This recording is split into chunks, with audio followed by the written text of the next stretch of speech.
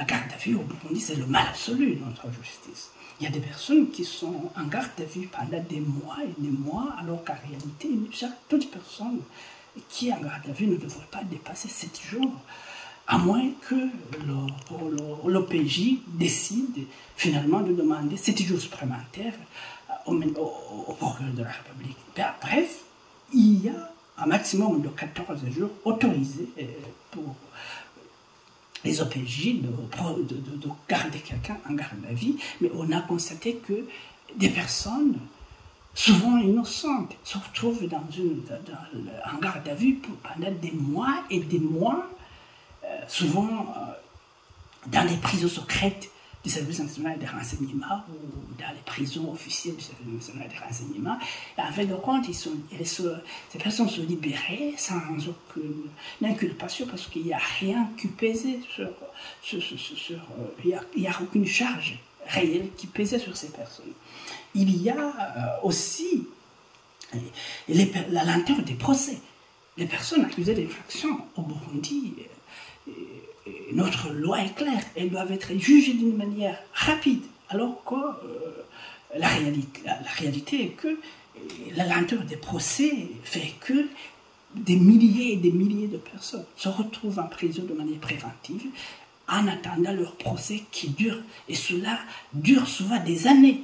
Et ce déni de justice, cette violation des droits fondamentaux de ces gens devrait préoccuper le ministre de la Justice parce que ça cause un préjudice énorme à l'État en termes d'économie. Ces prisonniers aussi pèsent sur le trésor public et ils ne sont pas en train de produire. Là, je vous dirais aussi le cas des personnes qui sont acquittés mais qui restent en prison. Il y a ceux qui sont acquittés via un jugement devenu définitif, mais qui restent en prison parce qu'il y a un dysfonctionnement de notre système de justice ou parce que ces personnes sont accusées à tort, à raison d'être des membres ou sympathisants des partis de l'opposition. Il y a aussi des prisonniers qui purgent leur peine, mais qui restent en prison pour les motifs que je viens de vous citer tout de suite. Et si j'essaie de clarifier les choses, toutes ces personnes qui restent en prison, alors qu'elles ne devraient pas l'être, ne sont pas évaluées dans des centaines, ce sont des milliers de personnes qui sont en prison, alors qu'en réalité, il y a des mesures qui devraient être prises par le ministre de la Justice en vertu de notre Constitution et de notre Code civil pour les sortir de la prison. Il y a aussi le cas des personnes accusées cette fois-ci des infractions, des délits mineurs qui ne devraient jamais se retrouver en prison, même en cas de condamnation. Il y a des peines alternatives à la prison qui sont inscrites dans notre code pénal, qui devraient être appliquées, et cela diminuerait considérablement le nombre de prisonniers qui regorgent nos prisons.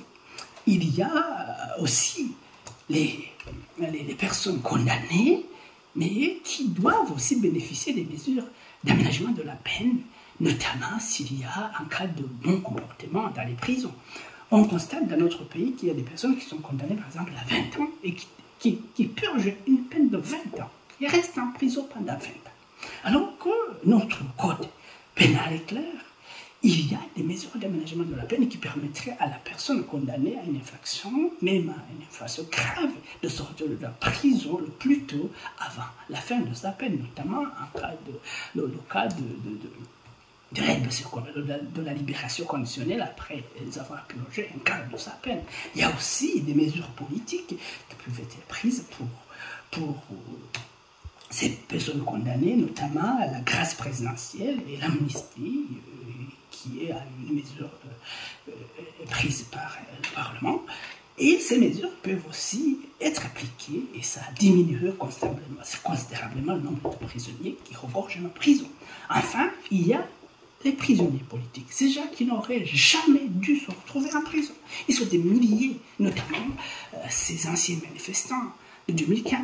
Il y a des gens qui sont accusés à tort d'infraction d'atteinte à la sécurité de l'État, alors qu'en réalité, le seul crime qu'ils ont commis est d'être membres sympathisants des partis de l'opposition.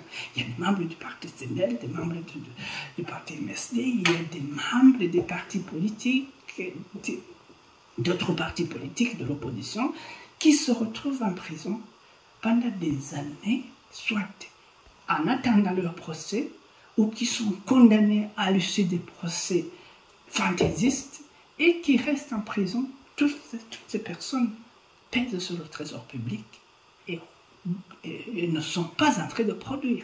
Bref, toutes ces catégories que je viens de vous citer devraient concerner le ministre, si le ministre est vraiment sérieux dans ses propos. Et ça, pour prendre ces mesures toutes ces mesures que je viens de vous citer, le ministre ne devrait pas attendre le discours du chef de l'État. Le chef de l'État a des prérogatives que la Constitution lui donne, mais ce n'est pas le chef de l'État qui dicte comment notre justice fonctionne.